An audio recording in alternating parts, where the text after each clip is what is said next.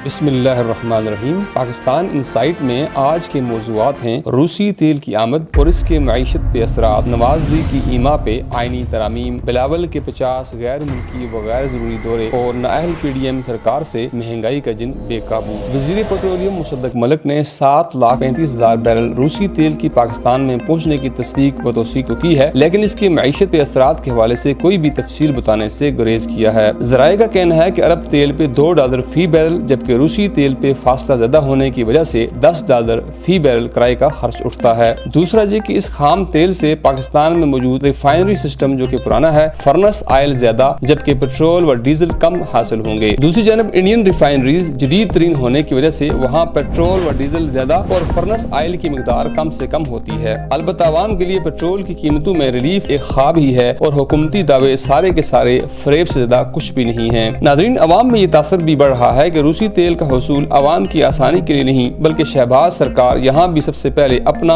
और अपने stake holders के लिए कमीशंस कंफर्म करेगी, फिर ही आवाम का सोचा जाएगा। लिहाजा इस तेल से कुछ निकलने वाला तो नहीं है, क्योंकि माजी की तरह इनके लिए ये कमीशन और किकबैक्स के लिए एक नादर मौका है। इनकी तारीख कमीशन, परसेंटेज और किकबैक्स की एक दास्तान है जिससे ये अपनी एम्पायर्स खड़ी किए हुए हैं और इसलिए ये हुकूमत के हुसूल के लिए हर ओछा हथकंडा इख्तियार करने से गुरेज नहीं करते, गोया इनकी हुकूमत इनके सारे कारोबार की तरक्की व अरूज की जामिन है। चुनांचे 2013 और 18 के दरमियान अवाम को महंगाई से रिलीफ के लिए उन्होंने सब्सिडीज की भरमार कर दी और दूसरी जानब IMF से रिकॉर्ड कर्ज उठा लिए और अवाम को यह तासर दिया गया कि सिर्फ नून लीग ही वो वाहिद जमात है जिसका वजूद अवाम के लिए नागजीर है और इसका पोल अब PDM की शक्ल में खुल चुका है। नाज़रीन, आईनी तरामीम तो कोई नई बात नहीं, क्योंकि 73 के आइन की बानी जमात पीपल्स पार्टी ही ने खुद तरामीम का आगाज किया और नवाज शरीफ ने अपने अदवार में लगभग 6 आईनी तरामीम की थी। लेकिन तारीख ये बताती है कि नून लीग के नजरिया जरूरत के तहत महज अपने इक़्तिदार की प्रोटेक्शन, तवालत और अपने गिर्द कानून के शिकंजे को कमजोर करने के लिए, और जब कभी कानून ने इस टोले को जकड़ने की कोशिश की तो उन्होंने मुड़ के आइन ही को मुतनाज़ बनाया या आला अदलिया ही पर हमला आवर हुए, लेकिन अपनी रवश नहीं बदली। हालिया चंद माह से महज नवाज शरीफ की ताहयात नाअहली को खत्म करने के लिए फिर से अदलिया और आइन के खिलाफ ताबड़तोड़ हमले किए जा रहे हैं। पहले चीफ जस्टिस के सो मोटो के इख्तियार को खत्म किया गया, फिर supreme court practice and procedure bill लाया गया ताकि चीफ जस्टिस के इख्तियारात को महदूद किया जाए। अब की तरमीम से इलेक्शन कमीशन को इलेक्शन की तारीख तय करने का इख्तियार दे दिया गया है। सदर को इससे कोई लेना देना नहीं है। मजीद ये कि नवाज शरीफ के खिलाफ पानामा केस में नाअहली से मुतल्लिक आला अदलिया के फैसले को कलअदम करार दिया गया है और कहा गया है कि अदलिया का काम ही नहीं है कि वो वज़ीर आज़म को नाअहल करे। इसी तरह वज़ीर आज़म किसी भी अदलिया को जवाब दे नहीं है। पार्लियामेंट की हैसियत आला अदलिया से मुकद्दम है और इसी तरह अगर अदलिया पार्लियामेंट के किसी मामले में कोई फैसला करती है या एक्शन लेती है तो ये इसके उमूर में मुदाखलत तस्वर होगा। नाज़रीन, ये सारी कतरो बेवंत क्या बता रही है? यही कि एक नाअहल और मफरूर शख्स को फिर से इस मुल्क के स्याह और सफेद का मालिक बनाया जाए। बाकी नून लीग के करप्शन केसेस महज दास्ताने या इंतकामी कार्रवाई नहीं है जैसा कि तासर दिया जा रहा है, बल्कि ये सारे हकायक अवाम के सामने हैं जो कि बहरहाल एक न एक दिन दोबारा खुलेंगे। बल्कि एक ऐसी हकीकत है जिसको साबित करने के लिए लोगों ने अपनी कीमती जानों की कुर्बानियां भी दी हैं। अब आए ज़ेरे तरबियत सियासतदान बिलावल ज़रदारी की जानिब, जिन्होंने गैर मुल्की दौरों की निसफ सेंचुरी मुकम्मल कर ली है, जिनके बारे में बिलावल ज़रदारी का दावा है कि ये सब अखराजात मैं अपनी जेब से करता हूँ। हम इस दावे को बेबुनियाद तो नहीं कह सकते, लेकिन ये जरूर पूछ सकते हैं कि पीपल्स पार्टी के शरीक चेयरमैन की हैसियत से भी तो ये दौरे हो सकते थे, इन पे तो कोई पाबंदी नहीं थी। लेकिन आपने इन गुज़श्ता 5 सालों में कितने गैर मुल्की दौरे किए और फिर वज़ीर खारजा की टोकरी उठाते ही आपको इतने दौरे पड़ने शुरू हो गए जो थमने का नाम ही नहीं ले रहे। आखिर माजरा क्या है? क्या आपके दौरों का मुल्की मईशत और सियासत पे कोई असर पड़ा है? क्या पाकिस्तान में इन्वेस्टर्स आना शुरू हो गए हैं? समुद्र पार पाकिस्तानियों ने अब पैसे भेजने शुरू कर दिए हैं? मसला कश्मीर फ्लैश पॉइंट बन गया है? पाकिस्तान छोड़ के जाने वाले क्या वापस आना शुरू हो गए हैं? क्या पाकिस्तान का इमेज बेहतर हो गया है? जवाब एक ही है,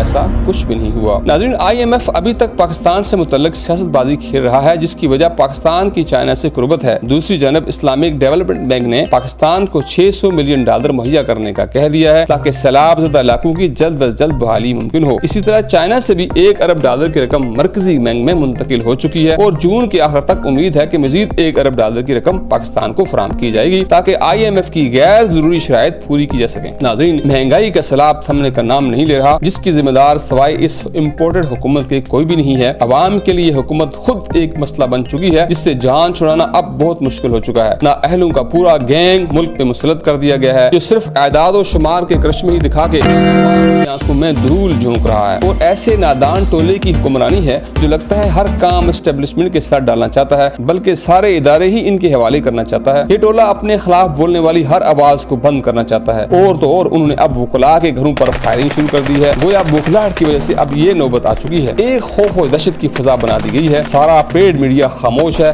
कानून नाफिज करने वाले इदारे यरगमाल है और आगे वो पाकिस्तानी अवाम को यरगमाल बनाए जा रहे हैं। बस एक शख्स खड़ा है जिसके पार्टी रहनुमा तोड़ दिए गए हैं। जो धोखेबाज थे वो बेनकाब हो चुके हैं। अवाम में मकबूलियत जो दिन ब दिन बढ़ रही है वो कम्प्रोमाइज नहीं कर रहा, न अपना मौक़िफ़ और रास्ता बदल रहा है। और अब पीडीएम इत्तेहाद की ये कोशिश है कि इसे सिरे से ही इलेक्शन के खेल से ही बाहर कर दिया जाए, लेकिन ऐसा करना बहुत खतरनाक खेल होगा जो बहुत बड़ी तबाही को दावत देने के मुताबिक होगा। इमरान खान न पीछे हट रहा है, न इनकी किसी शर्त को मानने के लिए तैयार है, बल्कि अज़्म व हिम्मत की एक दास्तान रकम हो रही है। एहसाब शिकन मुकाबला है, लेकिन पहले की तरह एक ही बयानिया है कि मैं अपनी कौम के लिए खड़ा हूँ, आज़ादी तक या अपने खून के आखिरी कतरे तक लड़ूंगा। कौम जानती है कि वो अपने इस कौल व अमल में सच्चा है, इसलिए कौम भी साथ खड़ी है। अलबत्ता इसके दुश्मनों का घटियापन दिन ब दिन अवाम के सामने मजीद खुल रहा है। आलमी मीडिया इस सारी फस्तायत और अवाम कुछ इक़दामात पे खामोश नहीं है। मगरबी ममालिक में भी गूंज सुनाई दी जा रही है कि पाकिस्तान में जमहूरी अमल खत्म हो चुका है। बड़ी बड़ी कंपनीज जैसी ऑलपर और शेल्स हैं अपना सब कुछ समेट के पाकिस्तान में सारे ऑपरेशन बंद करके वापस जा रही हैं। अवाम ने 9 मई वाक़यात के फॉल्स फ्लैग सानी की तहकीकात का मुतालबा उठा दिया है। सिक्योरिटी के जिम्मेदार की नाअहली से ही ये सब मुमकिन हुआ है, इसकी तहकीक होना चाहिए। नाज़रीन, जंग में हमलावर को ही आप अपनी पोजीशन खाली करके दे दें तो कोर्ट मार्शल पर किसका होगा?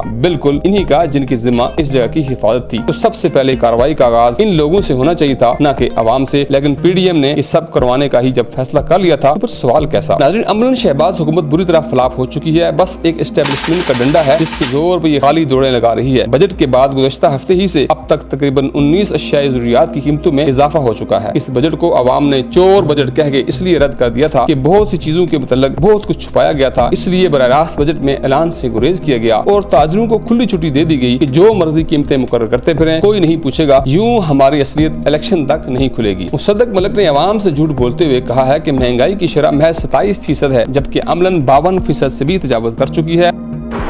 मौलाना फजल रहमान ने कहा है कि पीटीआई और इमरान खान पाकिस्तान को एक सेक्युलर रियासत बनाना चाहते हैं।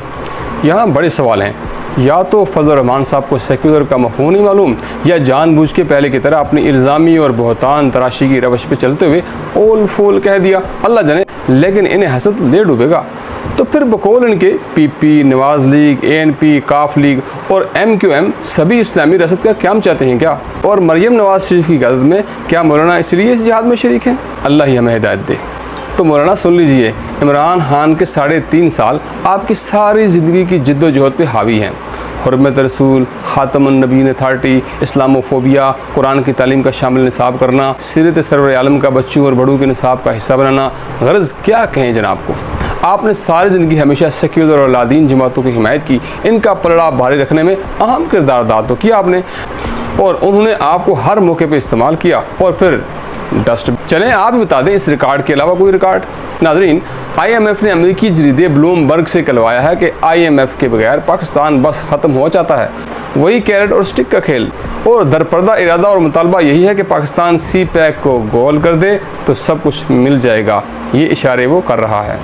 फैसला मुश्किल है लेकिन लीडरशिप नहीं है। और इसराइल ने जब से रजीम चेंज हुई है फ़लस्तीनी मुसलमानों पर ज़िंदगी तंग कर दी है। ये इस इंतशार का फ़ायदा है जो वो उठा रहा है। और हमारा दावा तो यह है कि अगर इमरान खान की क़यादत आज मैदान में होती तो शायद वो ये हिम्मत न करते। अब तो पाकिस्तान में फ़लस्तीनियों का जिक्र ही नहीं मिलता। नाज़रीन, कराची इलेक्शन का मैंडेट चोरी हुआ और मुंतखब नुमाइंदे अगवा। गैर मुंतखब आदमी को मेयर चुन लिया गया है क्योंकि मुर्तज़ा वहाब ने इलेक्शन ही नहीं लड़ा, और यूँ 9 लाख वोट लेने वाले बाहर हो गए और 3 लाख वाले मेयरशिप के लिए फाइनल। अब फैसला आवाम करे अदलिया। बहरहाल इस मुल्क की आवाम और नौजवान नस्ल मायूस है, जिसका एक वाज़ेह सबूत यूनान जाने वाले तारकिन वतन पाकिस्तानी और कश्मीरी नौजवान हैं जो यहाँ से मायूस होकर अपना मुल्क छोड़ने पर मजबूर हुए और फिर तबाही ही तबाही, पूरी कौम सोगवार है। लेकिन हुकूमत कोई भी हो, किसी के भी हो, वो इस जिम्मेदारी और वबाल से बरीजुमा नहीं हो सकती। बजट 2023 और 24 फरेब के लिबादे में पेश हुआ और बहुत कुछ छुपाया गया। नाज़रीन, chairman senate, deputy chairman senate, तमाम सेनेटर्स के अलाउंसेज और इजाफी खर्चात में होश रबा इजाफा कर दिया गया है, लेकिन बजट में नहीं आया, जिससे एकदम कौमी ख़जाने पे बोझ बढ़ गया है जिसकी कतन ज़रूरत नहीं थी बतौर ख़ास इन हालात में। इसी तरह बाकी तफसील भी आपके सामने आने वाली है। अलबत्ता कप्तान की गिरफ्तारी या नाहली तमाम तर हरबों और फॉल्स फ्लैग सानियात के बावजूद नहीं हो पाई, बल्कि मकबूलियत में मजीद इजाफा देखने को मिला है और वकला पे तशद्दुद और गिरफ्तारी के बावजूद इनका साफ मौक़िफ़ सामने आ गया है, बशमूल एतज़ाज़ अहसन के कि मिलिट्री कोर्ट्स आपकी भूल है और PTI को इलेक्शन से बाहर करना आपकी सबसे बड़ी और शायद आखिरी गलती होगी। बल्कि अब इकनॉमिक सर्वे भी आ चुका है जिस पे हम इंशाल्लाह कल बात करेंगे। नाज़रीन, ये हुकूमत अब सिर्फ एस्टेब्लिशमेंट के डंडे और झूठ के सहारे ही खड़ी है और याद रहे कि क़यामत की निशानियों में से एक ये भी है कि झूठ आम हो जाएगा, लोग झूठे को सच्चा और सच्चे को झूठा कहेंगे। अपना और अपने चैनल का ख्याल रखें, इसे लाइक, शेयर और सब्सक्राइब करना मत भूलें। पाकिस्तान जिंदाबाद।